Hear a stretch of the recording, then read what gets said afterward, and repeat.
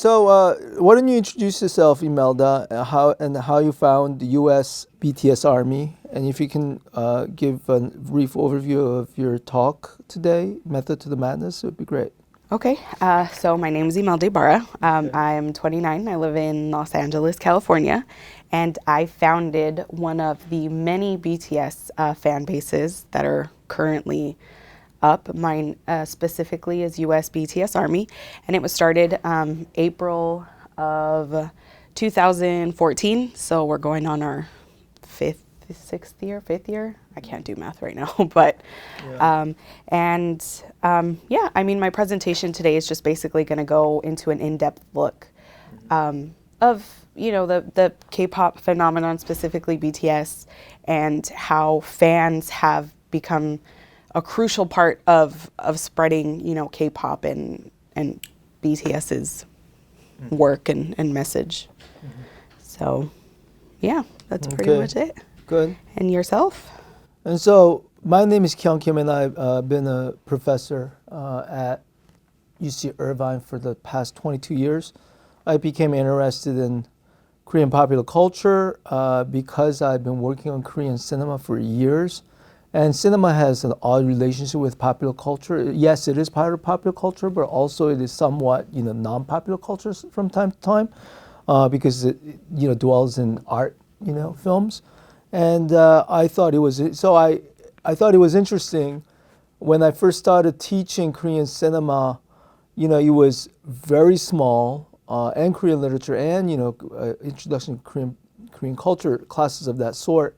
Very, very small. And then slowly, over the last 15 years or so, it grew, and there are, you know, maximum 100 students if you can open it up, you know, to 100 students. And I realized it was really Korean popular culture that actually was the driving force behind, you know, obviously all this student demand. So I tried to look more into Korean popular culture over the years. That's how I began. That's awesome.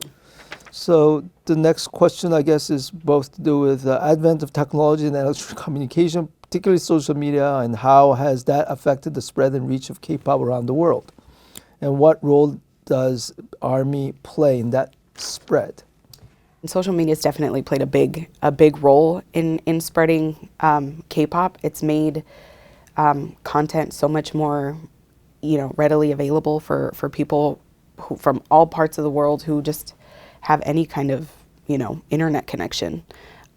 Specifically ARMYs, it's, you know, it's a huge driving force for us and something that we use every single day to continuously communicate with each other and spread information about BTS and, you know, by default, spread things about K-pop and Korean culture. And I think it's, you know, technology in itself has definitely played a huge role in that, and has helped and made it so much simpler for us to get content and access and information and spread it really quickly.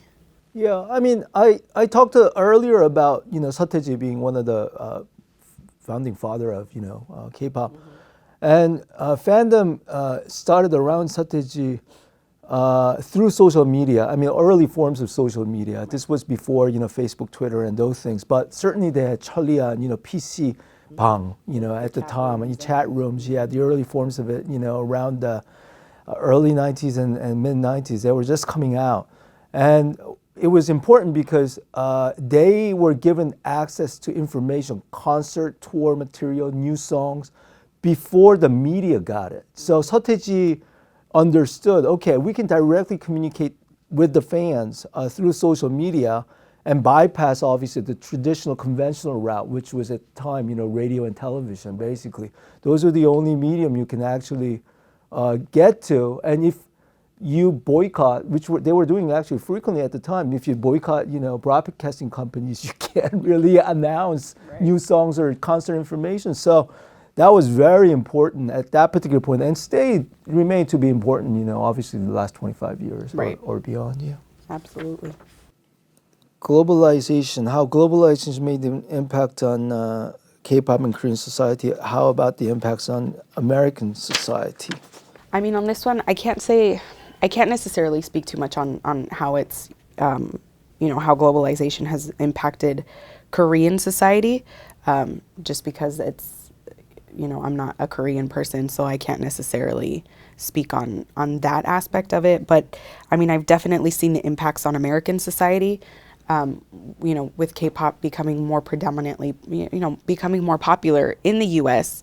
It's made many people reconsider what their opinions are on, popular music and good music, and where popular artists can go, or successful artists can come from. I'm sure no one expected, a K-pop group who sings predominantly in Korean to be as successful as they are, especially in the United States. Yeah. Their music is almost entirely in Korean, and it's, it's definitely, I think it's made people reconsider what their view on what popular can be. I mean, yes, and similarly, the world has gotten smaller. Yeah. I think when I first came to the United States, which was 85, it's been obviously then 35 years. It's quite a different place. Not just social media, internet, but I think travel has gotten more global. We're witnessing a smaller world, and everybody actually networking and communicating in different ways than it was ever imagined. In '85, which was, America was a very parochial place back then, but it's not anymore. Everybody's gotten a huge chunk of the bite of obviously globalization, and it's definitely, made an impact in K-pop, and also Korean society as a whole. Korean society is also, American society is different, but Korean society, especially with democratization, obviously, and different forms of, again, like recognition of, they're, now there's a lot more crossover in terms of culture, in terms of, again, social values and so on. I think it has definitely made an impact, and K-pop is just one phenomenon out of that. Yes. Yeah. BTS is the first K-pop group to speak at the UN on September 24th, 2018. Kim Namjoon, known as RM in BTS, spoke alongside BTS about the Love Myself campaign that the group is working on with UNICEF. How have K-pop groups in general, and BTS in particular, used global platforms to bring attention to different regional and global issues such as gender inequality and expectations, the spread of popular culture and consumerism, and human rights? What actions are groups or individuals taking to address social issues as a result? Yeah, well, in Korea, the biggest social issues is, depression among the youth, which has led to a high suicidal rate. It's one of the, it was hard to imagine 30 years ago when Korea was even poorer, but, once it got to an affluent country, there's obviously really, really stiff competition among youth. There's a lot of parental pressure, over-education, which is sometimes good but sometimes bad, and it has taken a huge impact on claiming actual lives of the youth over the years. And so BTS, I believe, is aware of that, and is trying to combat in their own ways, obviously, to fight against some of these social alienation issues that many of the youth feel. And their message, I guess, is global now, too. So. And I think a big part of that necessarily is because it's issues that not just, the Korean youth can relate to, but everybody can relate to. And that's one of the reasons why I believe BTS has been so popular, is because their message is one everybody relates to, especially when they came out back in 2013 with their first album. They were talking about, these are your expectations of what you want of me, but I'm not going to do that. And, this is my life and I'm going to live it how I see fit. And, specifically in K-pop, it's not necessarily something that you used to see, at least for me personally. It was, when I was into K-pop, most of the songs were nice and sweet and about love and romance and girls and boys. And, it wasn't, that was one of the main reasons that attracted me to BTS, was because I hadn't seen something like that before. Yes. And, and that's, they use their platform to promote, important causes like that, like their Love Myself campaign that they did with UNICEF to protect the world's youth, and their Speak Yourself era that just ended, a couple of weeks and even or a couple of days ago, sorry. But, even with his speech that he did alongside the UN, it was all about urging us to speak ourselves and be true to who we are and stand up for what we believe in. And I think that's, it's very important. They're using their platform to speak about things that matter and are important. However, organizations such as US BTS ARMY use K-pop as a means of expanding knowledge of Korean culture and bringing attention to social issues. You're going to have to carry that question. So, I think for this one, it wasn't necessarily that we were expanding knowledge of Korean culture knowingly. It kind of just happened accidentally. Because the group that we support happens to be Korean, they happen to speak Korean and are from Korea, I think inadvertently we started slowly learning more about Korean culture. And that's just a common phenomena that I see that happens amongst fans is you want to be able to relate to your artist. So what do? You look into the Korean culture and you look into all the different things, and the food and the different types of music. So it's something that inadvertently happens. I don't think specifically for us and in all of us in US BTS ARMY, it's not something that we set out to do.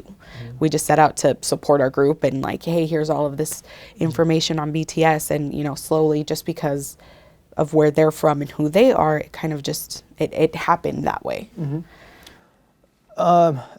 As I said, I saw the increase of students in Korean language and culture and history classes. And more recently, it's obviously BTS.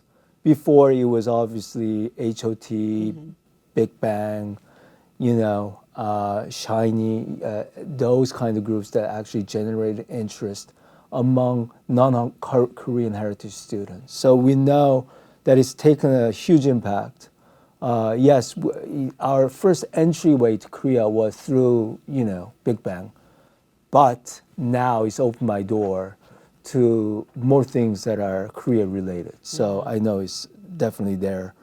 Our job is then to maintain that obviously curiosity and develop it into more, sophisticated, nuanced kind of knowledge of Korea. So it's not just about Big Bang or BTS. Right. There's a little bit more density and there's more depth. Yeah, historical depth to that. So our audience includes K-12 world history teachers, students, among others. So as experts in this field, what resources, textbooks, websites, articles, news, etc., would you suggest for teachers to use in their classrooms for this topic? I don't know if it addresses Korean popular culture necessarily because it's more recent phenomenon, but there's Bruce Cummings' Korea's Place in the Sun. Number of other books, I think, that addresses Korean history. I think a lot of people are also aware of some Korean literature that has come out, Hangang's Vegetarian, or Take Care of My Mother by Shin Kyung-suk. Those are the books, I think, in terms of Korean literature that might be available for resources. But I think, a lot of things are just coming out also through non-traditional medium like the internet, like, different kind of blogs that I think are sometimes even far more interesting than textbooks themselves. Yeah. I would always say you can check out our website, usbtsarmy.com. There you go. But, I don't necessarily consider myself an expert in my field. I just love what I do and I'm very passionate about it. Do you guys have a page? Yeah. You guys, in terms of, again, interesting links to Korea or? Yeah, so we have our website and we have a couple of social media pages as well.